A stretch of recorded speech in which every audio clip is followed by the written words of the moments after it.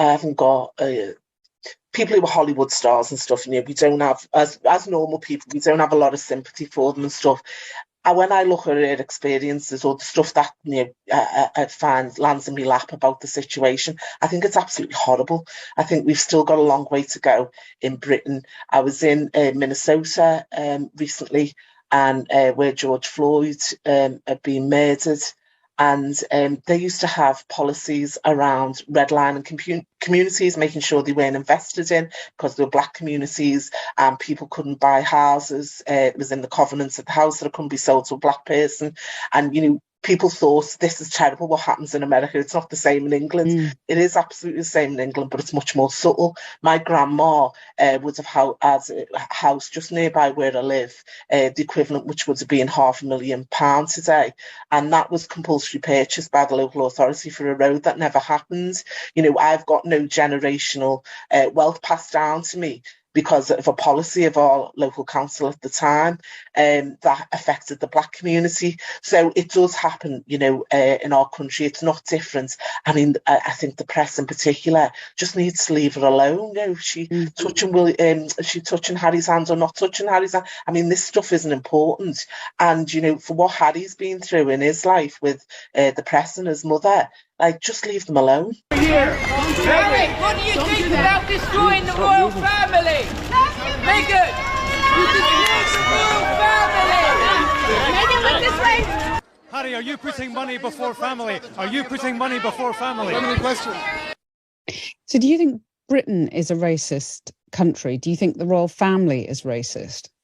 I think any institution in Britain, unless it can demonstrate by its outcomes that it's not, is highly likely institutionally racist. The royal family?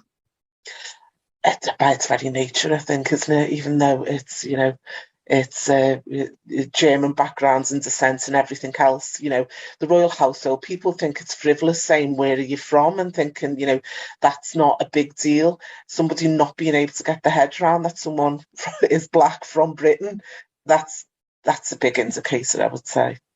Welcome back to Meghan and Harry Tales, where truth reigns supreme and we celebrate the strength and resilience of the Duke and Duchess of Sussex. Today we're tackling a hot-button issue, the real reason why Prince Harry decided Meghan should not return to Britain. Spoiler alert. It's not the fabricated drama spun by tabloids.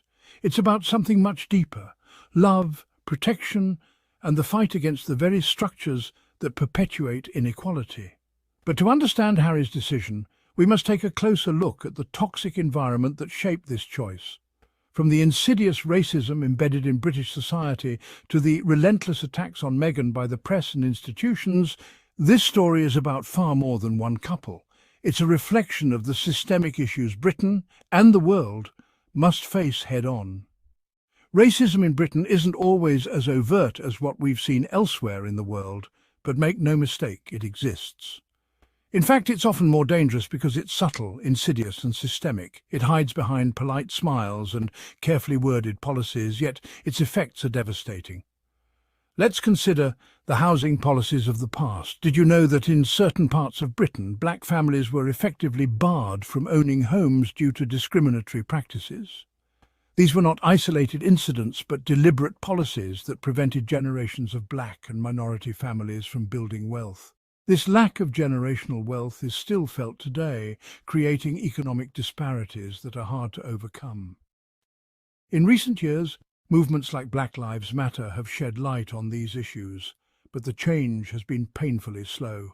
In Britain, systemic racism is often dismissed as an American problem. This is a convenient excuse for those who don't want to confront the truth.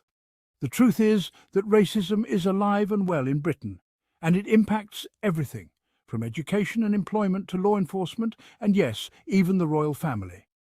When Meghan Markle joined the royal family, many celebrated the union as a sign of progress, a biracial woman marrying into one of the most traditional institutions in the world. But this hope was short-lived. From the moment Meghan's relationship with Harry became public, she became the target of relentless racism.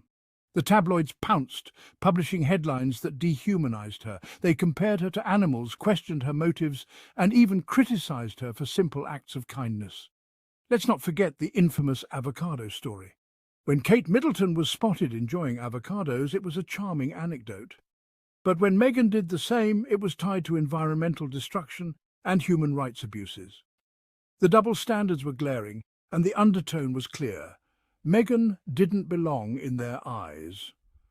Who could forget the vile Straight Outta Compton headline? Meghan, a successful actress and philanthropist, was reduced to a harmful stereotype simply because of her background. These attacks weren't just about Meghan as an individual, they were about what she represented. A break from tradition, a challenge to the status quo, and proof that the royal family could evolve, and that's exactly what made her a target. The British press has long been a double-edged sword for the royal family. On the one hand, it fuels their public image. On the other, it tears them apart. For Meghan, the press was particularly vicious.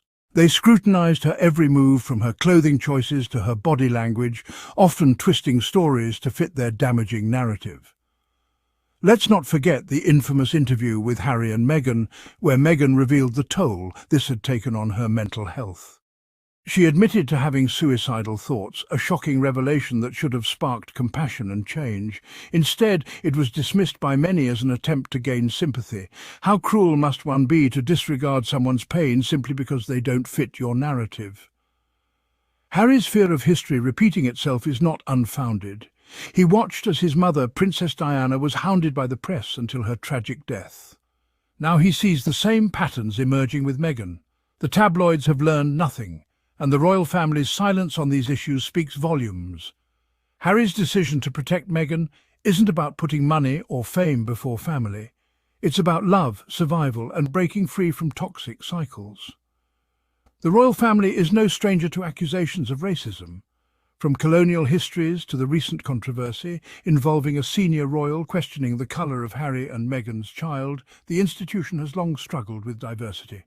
Yet, rather than addressing these issues head-on, the royal family has often chosen silence, a choice that speaks louder than words.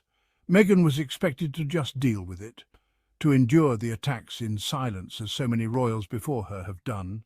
But why should she? Why should anyone tolerate abuse, especially in an institution that claims to represent unity and progress? Harry and Meghan's decision to step back from royal duties was a direct challenge to this culture of silence. Harry has shown incredible courage in standing by Meghan and prioritising their well-being. It's not easy to go against tradition, especially in an institution as powerful as the monarchy. Yet Harry has done just that. He's chosen to protect his family, to speak out against injustice, and to forge a new path, one that prioritises love and integrity over outdated norms. This is not about abandoning family or shirking responsibilities. It's about recognizing that true leadership comes from doing what's right, even when it's hard. Harry and Meghan are showing the world that change is possible, even in the most rigid of systems. Their story isn't just about a couple standing up for themselves. It's about challenging the broader issues of racism, bias, and inequality. Harry and Meghan's journey is a reminder that we all have a role to play in creating a more inclusive and compassionate world. We must hold institutions accountable, demand better from the media, and support those who dare to challenge the status quo. The attacks on Meghan are not just attacks on her, they are attacks on progress, diversity, and everything she represents. Harry and Meghan's story is far from over. They continue to inspire us with their resilience, their love, and their commitment to making the world a better place. At Meghan and Harry Tales, we will always stand by them, amplifying their voices and celebrating their courage. Thank you for tuning in. Don't forget to like, share, and subscribe for more insights and truths about Harry and Meghan's journey. Together, let's challenge the negativity and build a narrative rooted in love and understanding.